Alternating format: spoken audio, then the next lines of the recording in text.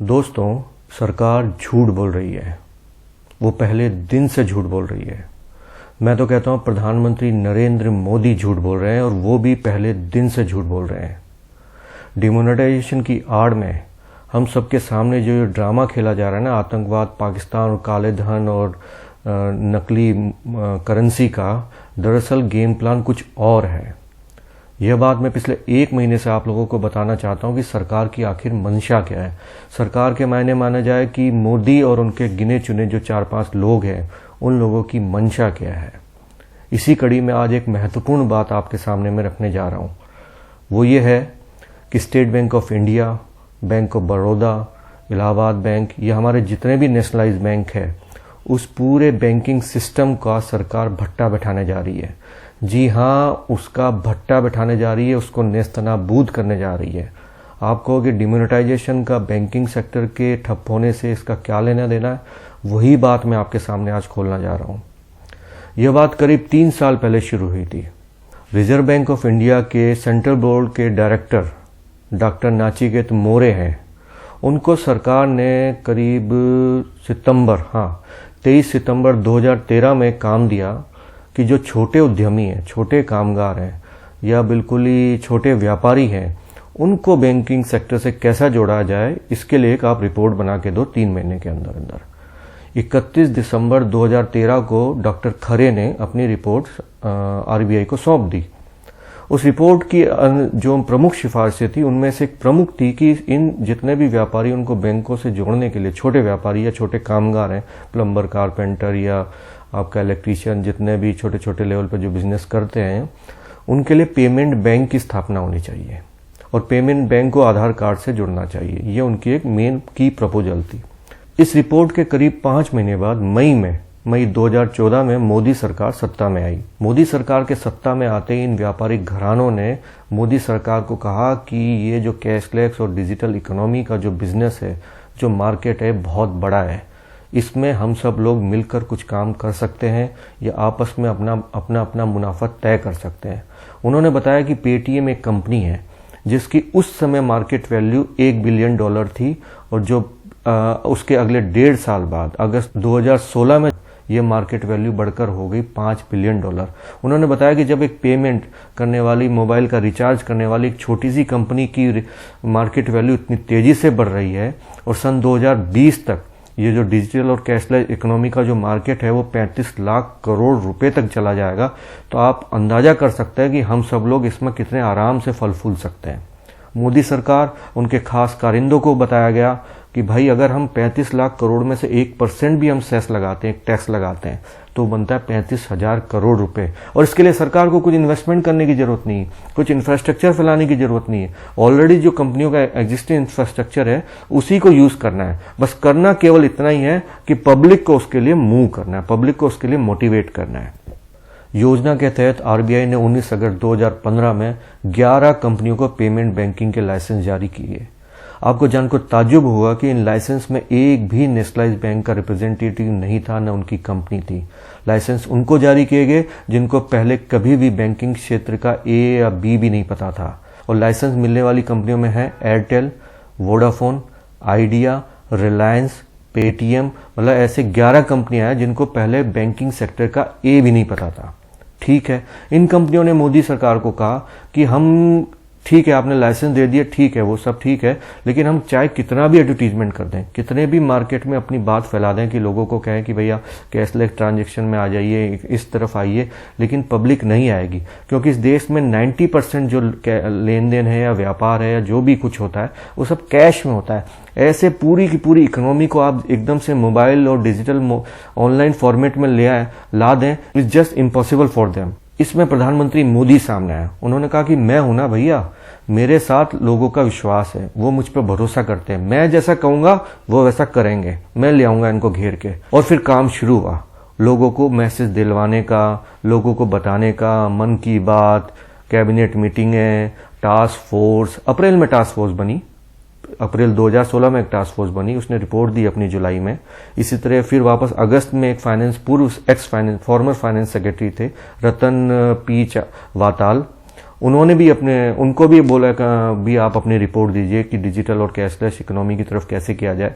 मतलब सरकार अपने तरफ से सारे दतड़न करती जा रही थी, लेकिन फिर भी मन की बात और इतना कुछ कहने के बाद भी, प्रधानमंत्री के इतने कहने के बाद भी पब्लिक, आम जनता इस तरफ नहीं बढ़ रही थी। वो सोच रही थी कि भैया लोग आते हैं, प्रधानमंत्री बोलते होंगे भाई ठीक है। तो उन्होंने सोचा कि भैया अब तो कुछ करना ही पड़ेगा, और पूरी योजना के तहत 8 नवंबर को प्रधानमंत्री नरेंद्र मोदी हम सबके सामने आए। ये ठीक ऐसा ही था कि एक भरोसा, एक विश्वास वाला आदमी हम सबके सामने आके कान में बोलता है, सामने बोलता है कि भाई तुम लोग कल से लाइन में लग जाओ बैंकों की, क्योंकि पाकिस्तान, आतंकवाद, भ्रष्टाचार और कालाधन इससे खत्म हो जाएगा। हम सब ने उस पर बहुत यकीन करते हैं और अभी भी करते हैं। मैं ये नहीं कहता लोगों का विश्वास कम हो गया है, क्योंकि उन्होंने विश्वास ऐसा जमा रखा है ईमानदारी का कि मैं बहुत नीचे से उठा हूं और आप लोगों जैसा ही हूं, तो लोग उन पे विश्वास करते हैं और अभी भी करते हैं। तो उसी विश्वास के भरोसे लोग लाइन में लगे, ठंड में गिड़गिड़ाते, कड़कड़ाती ठंड में वो रात 3-3 बजे लगते, एटीएम के बाहर लगते। ये कई बार उनका पैसा नहीं भी लगता। कितने बुजुर्ग बेचारे पेंशन के लिए लाइन में जाते और वापस चले आते। बैंकों में क्या दुत्कारे हुए, 4,000 रुपये, फिर 4,500 रुपये, फिर नहीं मिलेंगे, फिर मिलेंगे। मतलब सारे खेल चलते रहे। और अब वो लॉटरी लेके आ गए हैं। अब वो कह रहे हैं कि 2,000 क्या कि आप ऑनलाइन मतलब पेट्रोल डीजल में आपको छूट मिलेगी, इंश्योरेंस में आपको छूट मिलेगी, रेल में के सफ़र करोगे तो ऑनलाइन से आपको टिकट बुक कराओगे तो छूट मिलेगी। मतलब आपको वो सारे प्रलोभन दे रहे हैं।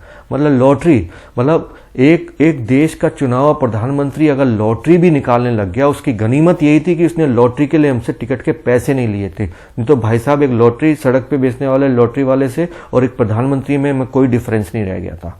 है, ये लोग हमें सारे प्रलोभन भी दे रहे हैं।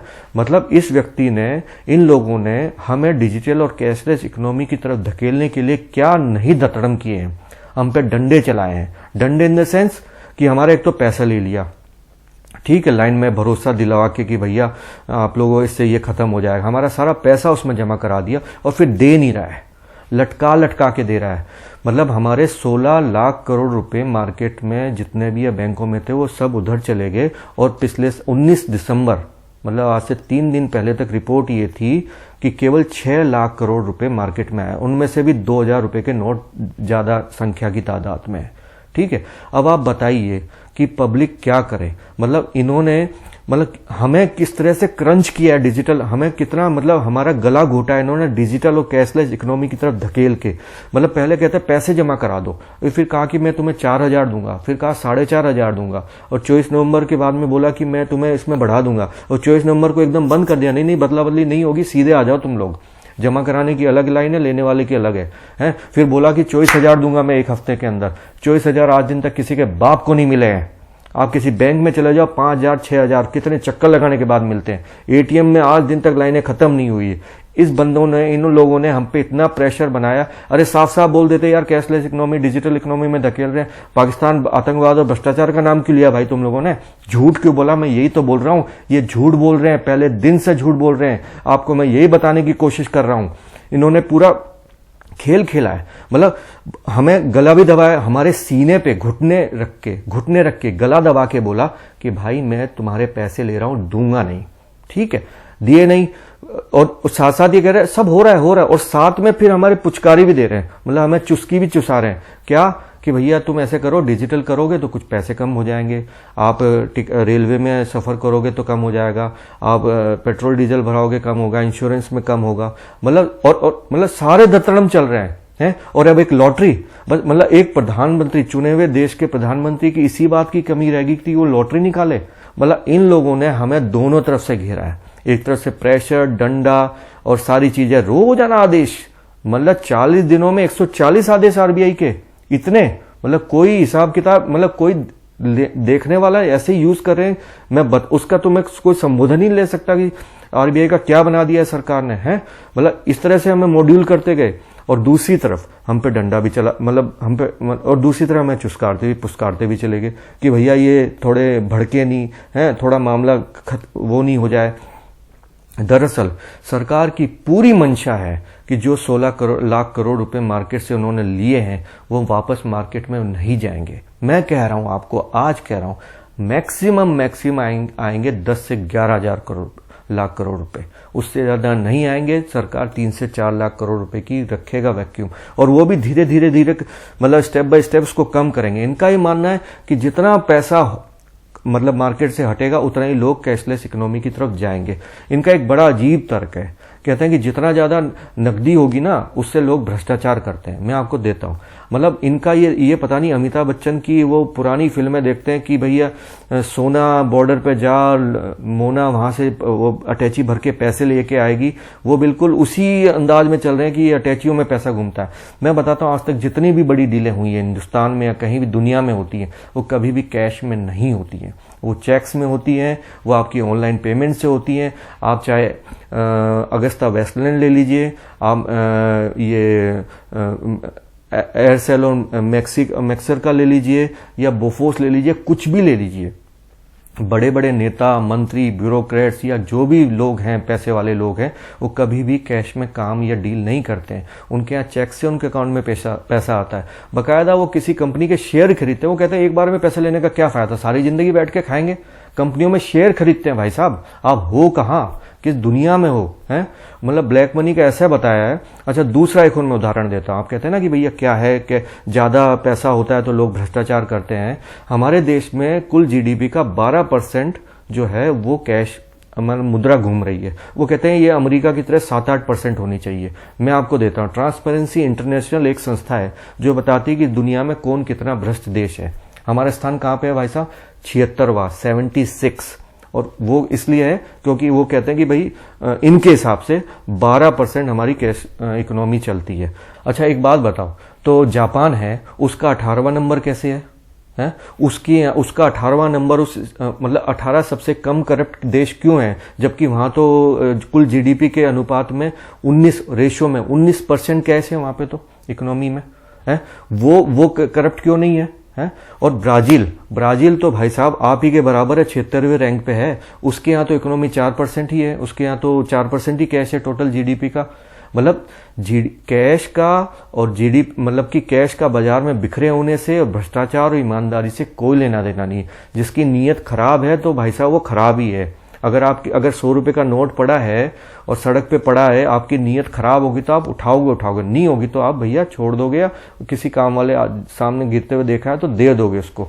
ऐसे बथेरे उदाहरण हमारे ऑटो वाले, हमारे टैक्सी वाले, बथेरे उदाहरण ऐसे भरे पड़े हैं और आपकी मेरी जिंदगी में भी पड़े हैं कि हम जब लोग हमारे सामने कुछ होता है या कुछ गिरता है तो हम देते हैं लोगों को, हम अपनी जेब में लेके नहीं घूमते हैं। तो हमारा कैश से हमारा मन नहीं डोलता क्योंकि हमारी नियति नहीं ऐसी, हमको ऐसी पढ़ाई लिखाई नहीं है कि लोगों को जो भी कैश दिखे लूट लो या उसको रख लो, उसको करप्ट कर लो। नहीं भाई साहब, ऐसा नहीं होता है। और दुनिया में नाइजीरिया जिसने ये डिमोनेटाइजेशन करके किया था कैश, वहां तो 3% है टोटल कैश का इकोनॉमी का है कैश। वहां सबसे ज्यादा करप्ट कंट्री में आता है वो, बताओ। तो कैशलेस इकोनॉमी से आप सोच रहे हो कि भ्रष्टाचार और ये सब आतंकवाद रुक जाएगा, तो एक बहुत बड़ी ख्याली पुलाव है इन लोगों ने आपके सामने रखे हैं।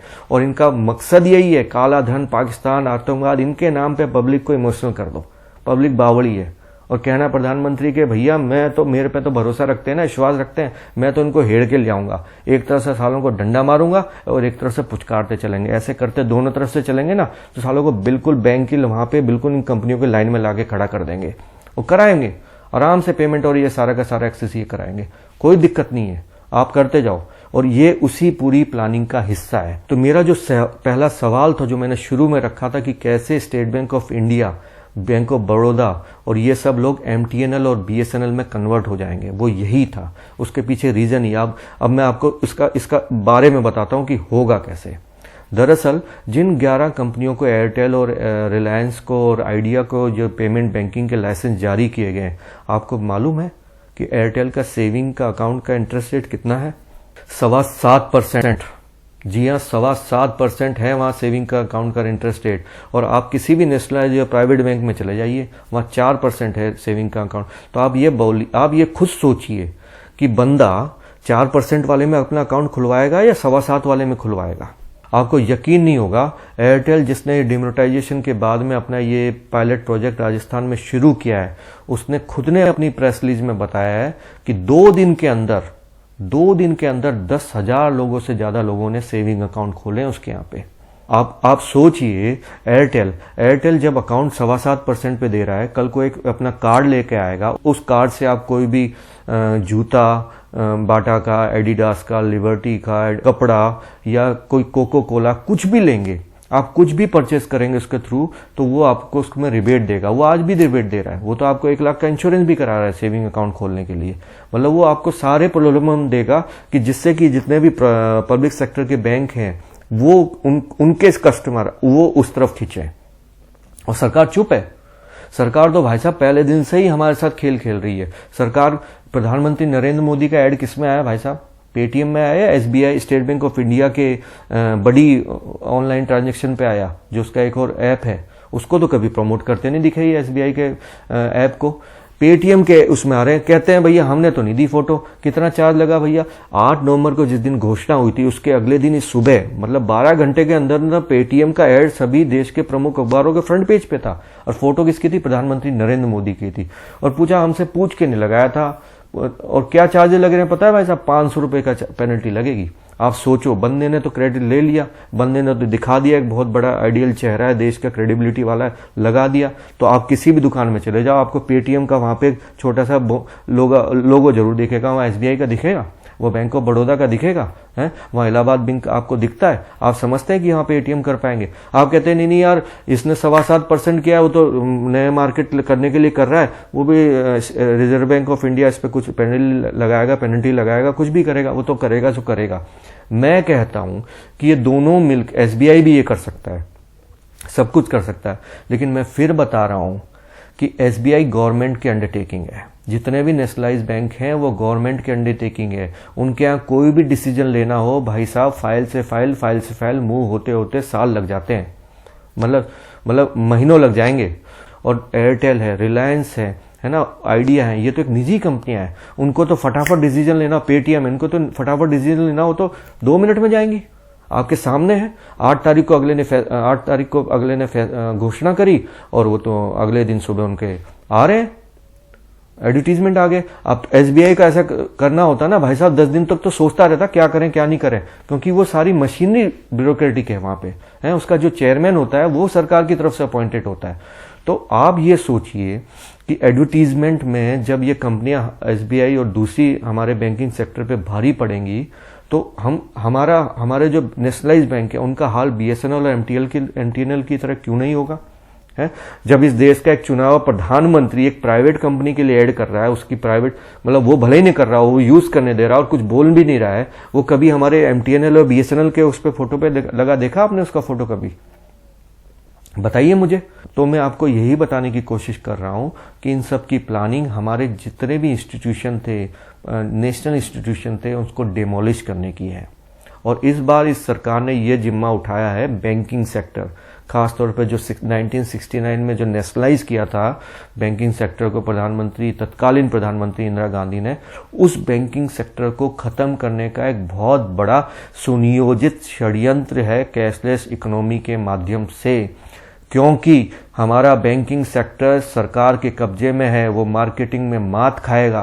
प्राइवेट सेक्टर बैंकिंग मार्केटिंग में नंबर 1 है, उसको फटाफट प्रलोभन देना, फटाफट मार्केटिंग स्ट्रेटेजी बनाना आता है, हमारे यहाँ नहीं आता है। तो आप ये मान के चलिए अगले 6 महीने से लेकर 2 साल के भीतर एसबीआई और जितने भी नेशनलाइज बैंकों की हालत बीएसएनएल और एमटीएनएल की तरह नहीं होने लगेगी, तो आप मुझे बता दीजिएगा।